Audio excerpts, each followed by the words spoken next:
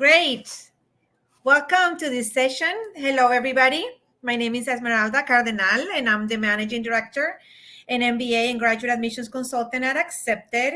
And it is my sincere pleasure being here with you today.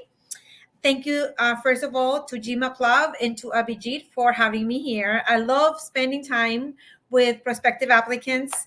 I've been doing this for so many years, and I just wish I was able to meet you in person, all of you. So anyway, we'll be discussing today about applying in 2024, what we need to do to get ready, right? So many questions people ask and say, should we relaxing? The essay questions are not in yet. What do we need to do? So that's what we're going to be discussing. And by my goal is by the end of this session, you would know exactly what to do. So first of all, let me see, share me. First of all, it is, hold on. Yeah. So about me, who am I? Once again, I'm Esmeralda Cardenal, and I have been in the admissions world since 2001. That makes it 22 years. I am the former Yale SOM Associate Director of Admissions. I then moved on to Michigan State as the Director of MBA Admissions, and then for 7 years, I was in the UK doing some consulting work for British business schools, to get them their population more diversified. While at Yale, I led and created actually the Office for Women and Underrepresented Minorities, and I'm a founding board member of the Forte Foundation. I have helped since 2015 as a consultant, many clients gain admissions to all the top MBA programs around the world, not just in the US. Many executive MBA programs, part-time MBAs, and also a great variety of graduate programs. The list is very long for me to list, but it is, you kind of get a feel for it, okay? And I am really happy here to be with you. So our table of contents, what we're going to discuss today, we're going to discuss what you need to do to start now. We're going to go over a timeline that I have sharing with you. We're going to be in, then we're going to go into a deep dive into the things that you can do right in the next couple months, and then how you can get accepted to business school, right? So why do we need to start now? Basically, it is to avoid the stress, the unnecessary anxiety, and most of all, the diminished quality that companies rushed applications. By rushed applications, I mean those applications that are started just a few weeks before the deadlines, usually by people who procrastinate, who waited to the last minute, or maybe they just started thinking late about, going to grad school or going to business school. So we all have had times when we have procrastinated, myself included. Let's just not have this big project, which is going to change your life, be one of those. You want to follow the examples of those people who applied in round one, who were not as stressed, were not as anxious, who enjoyed the ride. You wanted to be those people. And those people started now around this time, January, February, that's when they started. Those who start now, the benefits of those are that they get into better schools. They are more likely to get scholarships.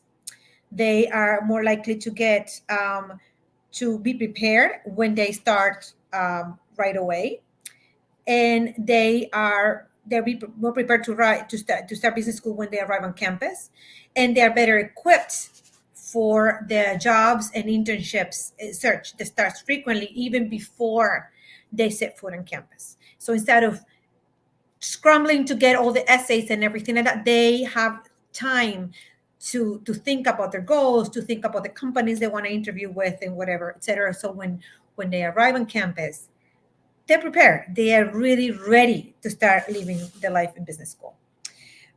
They simply do better in the MBA application process as opposed compared to those who wait until the 11th hour. I know there are people that do better with pressure, do better at the last minute. I've had some of those clients myself, and actually I have a couple right now. They do better at the last minute. However, you can never. There is so much to be done. There is a big mountain to climb, and you have to start. In order to do it well, you have to start early, right? So what do you do if you're not even sure that you want to go to business school? So let's say you have 2 years of work experience. Should you wait? Should you start now? Maybe you are in college. Should you go to apply to a deferred program, or should you apply to a pre-experience program, or should you apply to a different type of grad program? Maybe business analytics as opposed to MBA, and you're not sure what to do.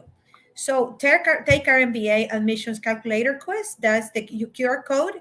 Click on it. If you're not able to get it from here, email me. You're going to have my contact information. I'll be happy to send it to you. It's completely free. And it's just kind of a little quiz to kind of gauge whether you are prepared or not to start right away. And it's going to tell you honestly what it is, depending on goals, depending on a variety of information. I definitely encourage you to take it. Okay. So section 2, I told you about, we were going to discuss a timeline, okay, for 2024.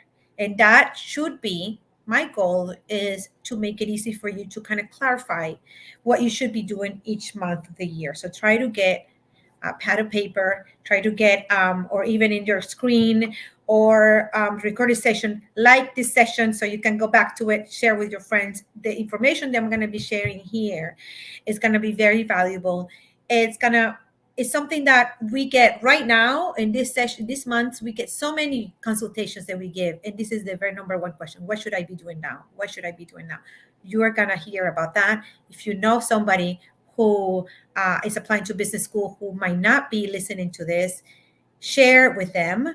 Again, like this video so other people can see it, so that people can share it, because what we're going to discuss is like so very important about month to month, what you will be doing. It's what you should be doing to apply to get ready for business school. So January to February, this is about now. What should you be doing? Don't sit around, but schedule about 4 informational interviews. 4 is a nice number. I like to say that because it is to clarify your goals. Talk to people in roles that you would like to have post-MBA. You want to be a product manager, maybe at Google or something. Try to reach out to them, LinkedIn, through your friends network, etc. Either roles or people that were hiring for the roles you would like to have post-MBA. Talk to them. That is going to help you in terms of clarifying your goals for the MBA, which is so important. And also, that will give you a lot of material for when you have to write essays and explain yourself. That will also clarify whether the goals that you're thinking of, if they're reachable, if they're realistic. If they turn out not to be realistic, the admissions committee member will know. You don't want them to know before you do. So try. Those interviews are so good for networking purposes. But the problem is that if you wait too long, you're not going to be in the mindset to talk to people, to go for coffee for this. You won't be. I mean, it was too much stress. So do me a favor. And after this session, try to go through your LinkedIn profile, see roles of people, see connections, talk to people that you know and say, hey, can you put me in contact with so-and-so who is a consultant or who is an investment banker? I kind of want to have a few conversations and tell me about it. Who doesn't like to talk about their job? People like to talk. If somebody called me and say, hey, I want to be an admissions consultant, can you talk about what you do? Of course I would do that, because people like to talk about themselves, right? So you are actually doing them a favor. So do that. And maybe schedule about 4, maybe about 2 different roles. Maybe you're not sure if you want to do investment banking, or maybe you want to do M&A, or maybe you want to do private equity. Do that. And it's actually going to be wonderful for your network. It is wonderful going to be for your own soul process in terms of soul searching, really kind of good. And definitely we're going to do that now. There's no reason to wait. Number two, you need to sign up and begin studying for the GRE or the GMAT. If you haven't done so, you need to do that. The GMAT is good in the GRE for 5 years. So even if you are not planning to apply this year, you should be studying now. Don't leave this for later. This is basic. I would say that wonderful if you have the informational interviews, but that's something that I want you to do today. Start planning to study for the GMAT. Decide, schedule a date to take it, but this is something that you need to do this month. Third, start paying attention to specialty rankings for your field of interest. What does that mean? That means that, for instance, if you want to go to an MBA you want to do maybe entrepreneurship, then think about MBAs and think of how they rank in terms of in entrepreneurship. What schools would be good for you, that. Besides the M7, besides the Harvard, Stanford, Wharton, what other schools should you be considering? For instance, if you want to go doing consulting, what schools should you be considering, or finance, whatever. So that's something that you want to pay attention to, again, because later you won't have the time. And also review your extracurricular activities and your community service. If this is an area where you need to work on, then maybe consider doing it. It's better now than start volunteering, on July 1st, because yes, the admissions committees are going to see that, you're doing that for the application, fine, but it's better if you have 6 months of community service or extracurricular work than 2 months of that, right? And also by the time you start internship, interviewing, you would have had more time, and more time when you start your job. So I would say, again, rather than waiting, look at what you've done. Have you done enough? Can you bump it up a little bit more? Can you volunteer? Can you add an extra Saturday to the volunteering work or something? And this is a great time to do that. March and April, look at that. I have even more bullets, March and April. That's what I told you. We have to start right away, right? Then again, so one of the things is schedule. If you have not been able to schedule the interviews, schedule them now. More informational interviews. But now, ideally, you've had your 4, so drop your succinct post-MBA goal in terms of function and industry. So think about, okay, if you want to move into a tech industry, or if you want to move into consulting, or what would you like to do? So start thinking about that and putting some words in there in terms of the function, the role, the industry, type of company, all of those things, okay? Then also take the GMAT, the GRE, the executive assessment. If you're satisfied with your score, wonderful, you're done. If not, prepare to take it again. So ideally, you want to, if you take it, let's say March or April, if you schedule it for April, let's say, and you don't do well, then maybe you can retake it in June. But that will be your second time. You can still make round 1 deadlines. If you wait too long, you are going to be scrambling, doing everything else but the GMAT, and the GMAT takes time to study. So it's something that you definitely want to take it around this time. Sign up for classes to either improve your quant skills or show that you're capable academically, or simply brush up on fundamentals. For instance, if you have been out of college for a long time, or maybe you had a bachelor's in sociology, or maybe the only class you took this quant was calculus, or maybe only statistics, you might want to take some pre-MBA classes. You might want to take some accounting, some economics, some finance. So just to get you acquainted with business school curriculum, or maybe if your GPA was under 3.1, 3.0, whatever, it was a little below the average of the top business schools, then this would be a good way to do that. My recommendation is that you sign up for classes to start after you've taken the GMAT, so the GMAT is out of the way. So if you have signed up to take the GMAT in April, maybe you can try to start taking classes for the summer. and you can do one of those. You could do those online so that you are prepared by the time MBA application, by the time you will have you start. Actually, you might actually even register for classes to do in the fall, for instance, because you won't be starting until the following year. So after you submit the deadlines, you could be, but you can still talk in your essays, in your optional essay, for instance, that you have enrolled to take and you have signed up to take X, Y, and Z. So they will know that you are being proactive and you're taking those things. So you have the time, but right about now, it is kind of to signing up after the GMAT and you see your score, then probably you need to sign up for pre-MBA classes. Another thing is score MBA websites and focus on and look at for the school's curriculum, co-curricular activities, career services, so that helps you in your search for schools. That will help you for your essay writing. So this is a great time to do that. Also attend online events, visit schools.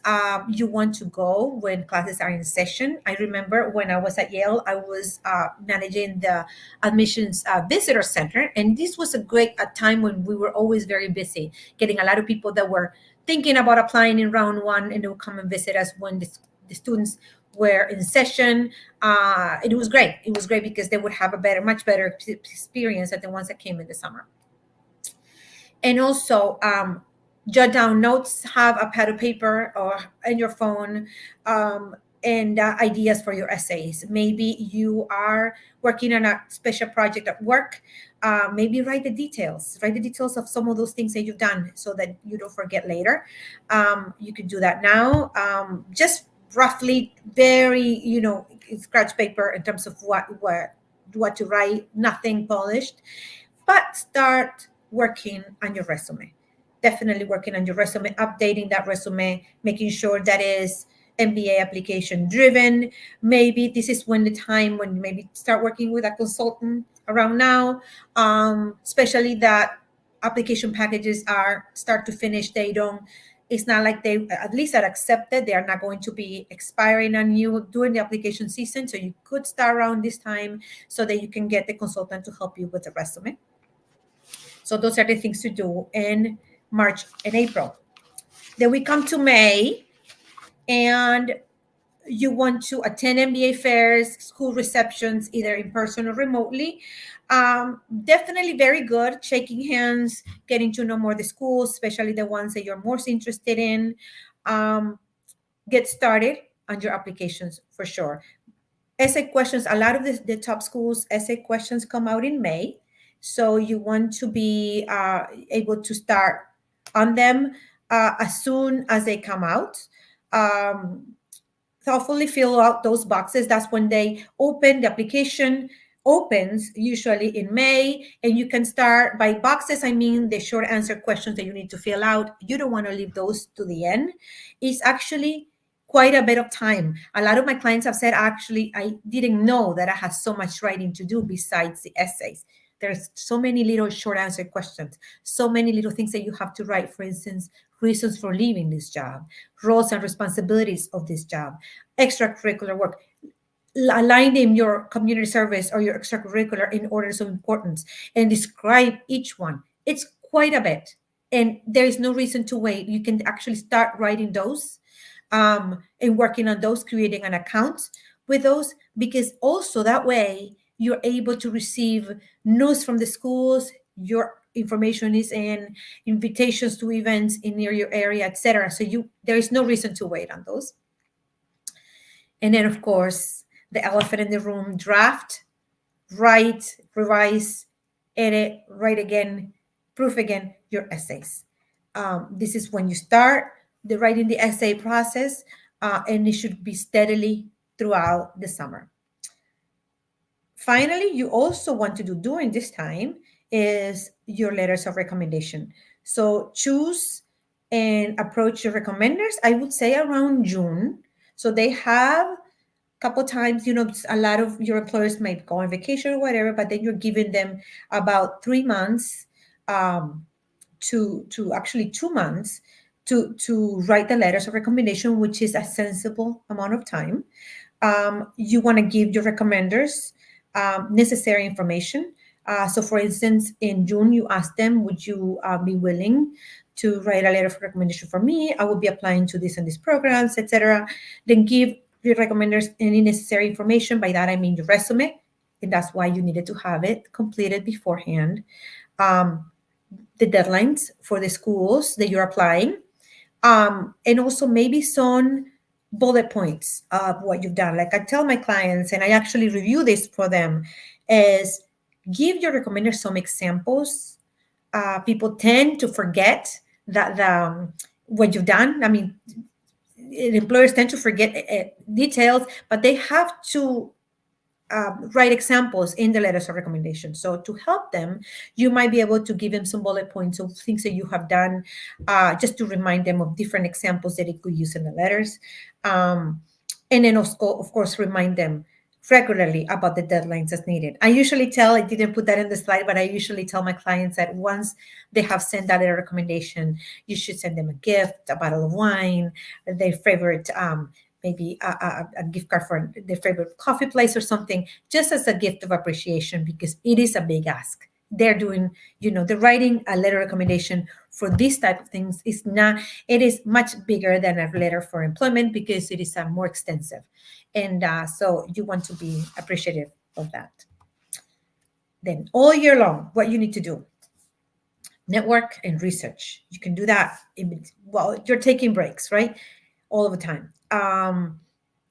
At work and outside of work, try to take on leadership roles. If this is something that it is not really possible at work, then you will need to do it maybe off work. And then so that you are able to become more competitive for top business schools. Now, strive for professional and non-professional international experience. And so if you can leave leave out of the country for a couple months, if you can work with a team from overseas, do that, because that is going to add points to your application. If necessary, take additional classes, as I said, to make up any low grades or beef up on your quantitative skills. But if you are, for instance, an engineer with a 4.0 GPA, of course, this is not for you, but this is something, to consider. And then, of course, make time for community service, extracurricular activities. MBA programs don't want nerds or people that are consumed by work. So make this in mind. If that's something that is missing in your profile, in your resume, you want to work on that all year long. So I am sharing with you this timeline. And again, I'm making a point for GMA Club to like and subscribe to our videos, to GMA Club videos, so you can get more of this kind of stuff. And this timeline, basically, it tells you everything that I just mentioned. You want to be on the left side. These are the things that you need to do. And then some information on the right side in white. So as you see, clarify your goals. You want to network and research, schedule for informational interviews, and then draft your post-MBA goals. That is all about that, right? GRE, start, test, prep, study, take the test. If you're satisfied, you're done. Wonderful. Let's move on to the next one. Then assess your academic record. If necessary, take additional classes. If not, you're done. Evaluate leadership experiences. Do you have them on the job? If not, then assume other ones. Can you sign up for a project? Can you sign up, can spearhead a team? Can you lead up a meeting? Anything that you have done that is going to help. Not having no leadership in your resume, no leadership in and outside of work, it will be a challenge. It will be a red flag for top MBA programs. So keep this in mind. Questions are coming in. I'm gonna be more than happy to answer them a little bit later. I'm almost done, so bear with me for a second. Count stamps. I said, beef up on your international experiences if you can, or even working with global teams, community service. Again, keep doing that, or make time to do more of that. If you feel like your job doesn't let you do that, think about something that you can do even remotely. But this is something very, very important. Also, research MBA programs. You could do that all year long. Update your resume. You want to do that around March. Filling the boxes. You want to do that around May, as soon as the application opens. Write essays, and that is as soon as the essay questions are in, and then obtain your recommendations. Okay. If you want a copy of this timeline, there is the QR code. And then again, and then you could download it, print it, tape it in your fridge, etc. You can also email it to me at esme@accepted.com, and you're going to have my contact information towards the end. Again, esme@accepted.com, and I can send you a Google Doc file of the timeline for you to adjust to your needs. A lot of my clients use it, and it is great because it kind of keeps you on your tops on what you need to do each month. So if you follow this timeline, your MBAs would not be a breathless sprint to the finish line, but a long, steady jog that allows you to successfully complete the MBA application marathon. It is doable. It is doable. It is a steady process, but if you start now, you should be good. Don't do like many of my clients do that. Not many, but some. Like, for instance, I have a client who hired me in July. Was working for the round 1 deadlines, could not get the GMAT on time, had to push for December. Too many things happen, and then now he's thinking of applying in round 3. There are too many people that happen like that. And if he had started in January and taken the GMAT out of the way, he could have been a lot more relaxed. But the anxiety, actually, it was one of the things that is keeping him from finishing. Don't do that. Start early. Okay. So section 3, let's concentrate on what you need to do right now, the steps that you need to take right now, right? And just now, so that you can get started, okay? One of the very first things is, again, start the GMAT. What I'm asking you to do is, today is Wednesday. Between now and Sunday, I want all of you who haven't started anything to get online a free test and take a diagnostic GMAT or GRE, whatever you're going to be doing. Take a GMAT or GRE without any studying. I want you to just take it. Spend some time when you have about 3 hours. Well, with GMAT focus is less time, but let's say block 3 hours of your day where there is no interruptions. Turn off your phone, turn off everything else, and take a test. That will be, and see what score you get. That will be your bottom score. That will be your diagnostic to tell you where you are. The good thing about this process is it's going to give you 2 things. One, it's going to give you the score that you have. Let's say you get a 650. Well, a 650, that will be your lowest score that you're ever going to get. Now you know that is your floor. Okay, anything is going to go up from that. And it's also going to tell you, you're going to get a feel for the test. You're not going to go blind fight it, but you're going to have a feel for the test and know whether the questions are something that you could prepare on your own, or if it's way too hard and you're thinking like a lot of it, like 2/3 of the things I forgot already. I know I studied them in high school and I don't remember. Then you might think about, okay, maybe investing in a course would be good. And for some of you might be say like, this is so hard that I think besides a course, I would need a tutor. So that's what's so important. You want to do it now so you can decide, okay, this is how it is. This is like going to a marathon without not knowing how many miles you're going to run or how the terrain is. It's blindfolded. You're not going to know if you're going to be running in the snow or the rain or whatever. Taking the test is a diagnostic just to you get the feel for it. I would do that without studying, without not knowing. Just take it. Do me a favor, and from now until Sunday, that's my first homework for you. Take it. Then you can decide what to do. This is so important. I have every year, I get so many emails, calls, messages of people that they bombed the test, they bombed the GMAT. It's April, it's May, it's June, whatever, and they don't have time to retake it.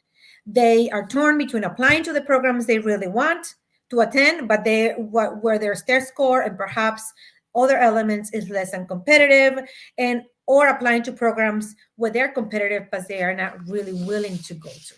It is really hard and heartbreaking when you feel that your stats don't match up to those on the schools that you really want to go to. You can avoid this dilemma by allowing yourself the time to take it. And if necessary, retake the test, which is a lot of people do. Maybe you are not going to hear that from your friends, but a lot of people take the test more than once. Lower than expected scores can throw a major monkey wrench in your plans when you take the test within 2 months of your target deadlines. However, if you bomb the exam in March, you can take it in May again or April.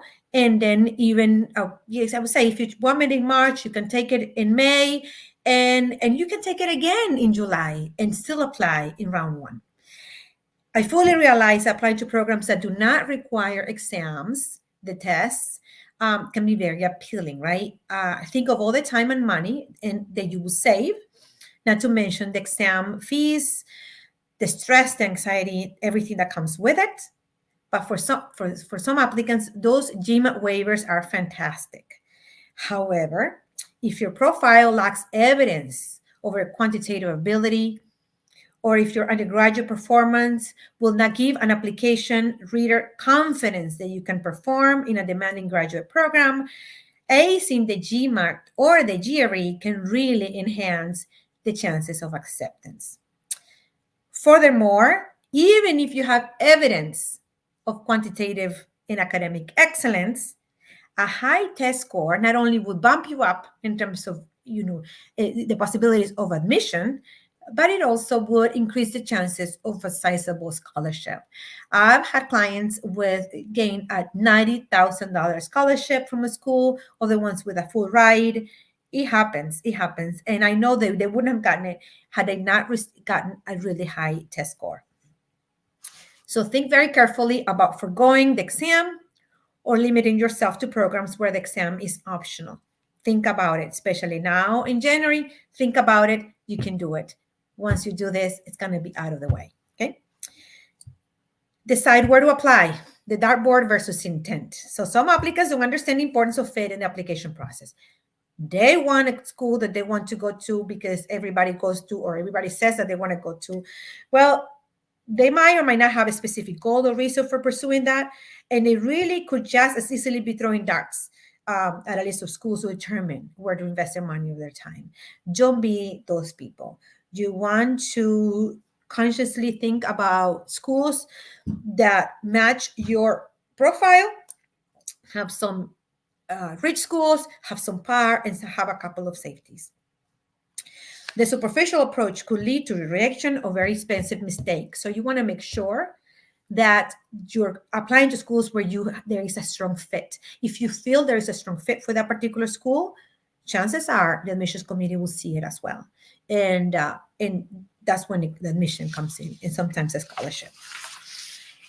And purposely to specific programs that support your goals and at which you are competitive. You want to apply to those. Don't apply to schools because of the rankings. You won't attend rankings. You'll attend a graduate business school. And the rankings now are, hit and miss. So I would say they're great as a baseline to see where you want to apply. They're good for the specialty rankings, but that just don't apply to say, okay, I'm going to apply to the top 10 according to X ranking. Don't do that.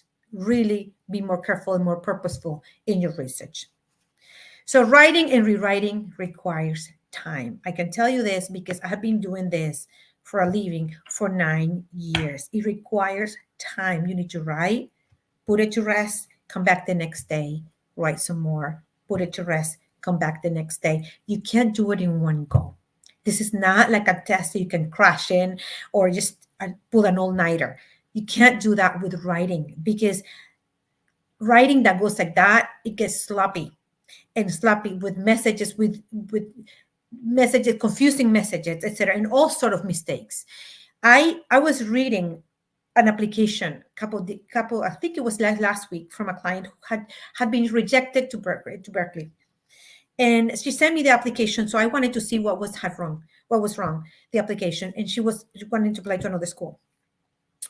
And what I found is that she had all the stats.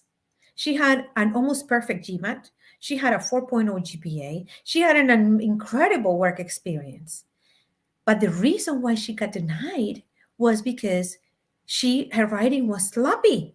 It wasn't even that she wasn't a bad writer. She was a good writer, but I could tell that she had done it through the night, like the night before.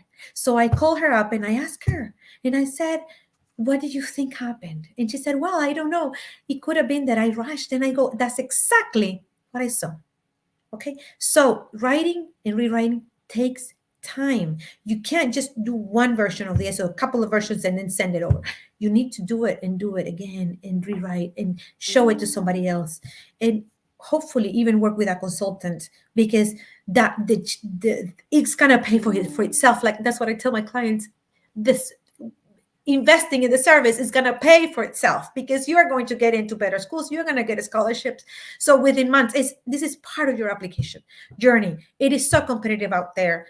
Don't just apply as if you were, applying for something that is meaningless. It is not. And then proceed purposely, methodically, and thoughtfully. So even if you are used to doing things at the last minute, don't for this. You need to give it a thought. You need to give it purpose. So holistic, purposeful application approach to the MBA application process. It has to start from now. So the New Year resolution that I'm asking you to have is proceed purposefully, methodically, thoughtfully, so that you can submit a superior MBA application to the most appropriate schools at the most desirable deadline for you. We've all made resolutions this year and in years past. But do yourself a favor and make the resolution for 2024 a resolution that you can stick to. So I've tried to help you keep this resolution by laying out the process holistically from January through September, right? So that you can present a superior application. If not, it's not just the test score or the GPA or the years of work experience or what you do in community service or the solid extracurriculars. It's not that. It is everything. So I wish you the best of luck with your applications, and please start right away, and I'll be more than happy to take your questions. Let me see. There are some questions here that I see. Okay. Wonderful. Can we please have a link to the MBA timeline? Of course, I will do that.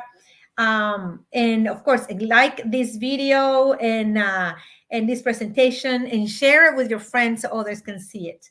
Okay, does a person with low grades but high GMAT score can make it good MBA to a good MBA school? Yes, it can. I actually had a client admitted to Columbia Business School with a 2.9 GPA. She never thought and they could get in. Again, she registered for the GMAT, bombed it the first time. Then that's when she decided to take a course, sign up for a tutor. She was actually able to do a tutor online, and then took it again and got a really high score. I believe was like around 750, and everything else lined up, and she was able to get in. So yes, it is. We did write in the optional essay what the reasons for the low GPA. Actually, in this case, her reasons were none. Her reasons were that she didn't think her grades mattered. So she had too much fun time doing college. She still got in because she demonstrated that she could do the academic work. She took a couple of pre-MBA classes after the GMAT, and she's already, believe she just graduated from CBS. So yes, you can apply with a lower GPA. Need help with your MBA application, schedule frequency. That was GMAT. I'm sorry. Can high GMAT score, which is above school's average, cover the lower GPA? Yes, and I answer that absolutely. Let me see any other questions that we might have. Feel free to. I am looking forward to. Let me see any other questions. Okay, so I don't see any more questions right now with low grades and a high GMAT. Yes. Yep. So if you have any other questions that I can answer, for instance, what if you don't have enough leadership experience at work? How can you do it? A lot of the times is signing up for a special project, just raising your hand and doing something perhaps that maybe work, they have a kind of initiative that has been dormant, that they have not, nobody has taken on. Maybe you could do something like that. Maybe I would even go to your supervisor and say, is there anything else that I could do where I can volunteer more? Don't be afraid to ask. Don't be afraid to get more. That would be great. The other thing is, what would you do if you don't want your supervisor to know that you are applying to business school? You don't necessarily need to get your direct supervisor. Well, that is, a suggested that you do. A lot of the times you can't. So that's what the optional essay is for, to explain when you have to request someone else. So just keep that in mind. And maybe your previous supervisor, just explain, for instance, why you are not able to ask your current supervisor. But that is, I've seen it time and again, and you can still get into business school, into a top business school, actually, without a letter from your current manager. Is there a rough percentage assigned to each part of an application, GMAT, GPA, essays, extracurricular? I would say the most important, that's a great question, actually, Laura. I would say it depends on the schools, really. But I would say the academics and the work experience are the heavier considered, okay? Then, and they are equally important, because if you have really good work experience but poor academics, you won't get in, or it's going to be harder. So I would say both those two. Then it comes extracurriculars, community service is kind of a little bit of secondary. In terms of the academics, GPA and in the GMAT, actually, they are about equal. I would say nowadays, I believe sometimes the GPA has a little bit more weight, because those are 4 years of academic record as opposed to one test. But again, it changes so much in terms of if your low GPA is low because of a reason, because of, you were sick part of the time, because of something happened in the family, because something, then the GMAT is going to help you still getting on the top business school. So it's not like if you have a low GPA, you are doomed. No, it is very, very important, but it is, but then you complement each other with the GMAT and GRE. And with the professional experience, that's also very, very important. If you have very high academics, but your work experience is not very good or non-existent, you're still not gonna get in. So that's why I think those two are perhaps the most important. And then, like, secondarily would be community service and extracurricular activities. Now, with the top business schools, let's say with the M7 or the top 10 school, the top 10, even top 15, there's so much competition that almost everything has to be outstanding. So when you think about, for instance, Harvard, Stanford, Wharton, if you have a really good work experience and you have a very high academics, well, that's pretty much everybody else. So how can you stand out? With the other stuff has to be also good. Showing them that you're not just a 9-to-5 person or just, a bookworm, but you've also done other stuff outside of work. So it is very important that you kind of take a holistic approach. I remember when I was at Yale, I kept always talking about, we look at the applications holistically. We look at the application. It is actually quite right, quite true. That's what it is. So it's important that you devote time to all those things. I'm 36 years old and preparing for the GMAT. Can I get a good college from India? Yes, you will be on the older side of the GMAT. You can still get into full-time MBA program. I would like to speak with you kind of separately. If you can email me for a free consultation, because it is not every school would accept a 36-year-old, depending on how many years. Just because after 8 years of work experience, they kind of want you to consider executive programs. So you can still have had a couple of 40-year-olds get admitted to the top schools. And a lot of it has to be explaining the reasons why the wait. But it is still possible to get in. It will be, again, you will be on the older side, but you can still be able to, get admitted. Let me see any other questions that you might have. So let me, who are accepted, while more questions come in, let me tell you about our firm. We are top MBA admissions experts. We don't not only accepted, does not only do MBA, we do medical, college, law, grad programs as well. So we are one of the few umbrella firms that do everything. We have over 80 years of combined direct admissions committee experience. Our consultants are not only from Yale, like myself, but Dartmouth, Georgetown, London Business School, Michigan Ross, Yale SOM, Cornell, Johnson, and many more. We have helped applicants get accepted since 1994, and we take a very individualized approach based on your strengths, your story, and your goals. Our pricing is very transparent. Flexible service offerings. We have packages, we have hourly options, we have interview assistance. We are not going to make you break the bank. So it is affordable, but it's also very, we offer, start to finish programs and packages. We have tons of free resources on our site, blog post guides, the timeline that I can send you, the quiz about, whether you are ready for MBA school. All of those things are free. We have sample essays, a selectivity index, you name it. We have it. Lots and lots of podcasts interviewing with top admissions officers for the top MBA programs and other programs. So if you want to sign up for a free consultation, this is one testimonial that we've had people, we have so many from, schools. Sign up for a free consultation on our website and like this video, share it with your friends, and we'd love to work with you. So how can you connect with me? You can,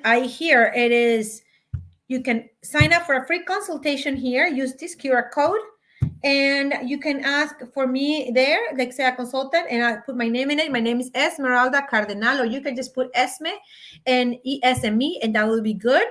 Also, my email address is esme@accepted.com. And then Abhijit, if you can put it on the chat, my email address, that will be wonderful. It's esme@accepted.com. Otherwise, use the QR code, and then we can and sign up for a free consultation, and we can direct you. It would come to me, and I will be the one referring you, to a consultant. And if you put my name in there, then you would be speaking with me directly. So, and I will be more than happy to answer any questions about your case. And yes, that is my email address. And feel free to ask me. Feel free to give me kind of your background. What questions do you have? And I am more than happy to do this, to tell you what I think, whether you should wait, not wait, concentrate on. Feel free to send me your resume and tell me, I'm worried about, can I stand out, for instance, or not. I'll be more than happy to take a look at that. Do we have any more questions? I think we are good. Anyway, so it is, it has been a pleasure, everybody, to be with you and have you here with me this morning, afternoon, evening, whatever time zone you're in.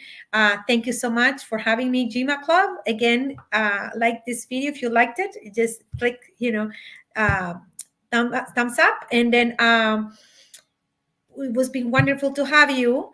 If you have any questions, we're here to help. And I wish you the best of luck in this application season. Again, start steadily, and you should be fine. It's stress-free. You should be fine if you start steadily. So good luck. Bye-bye.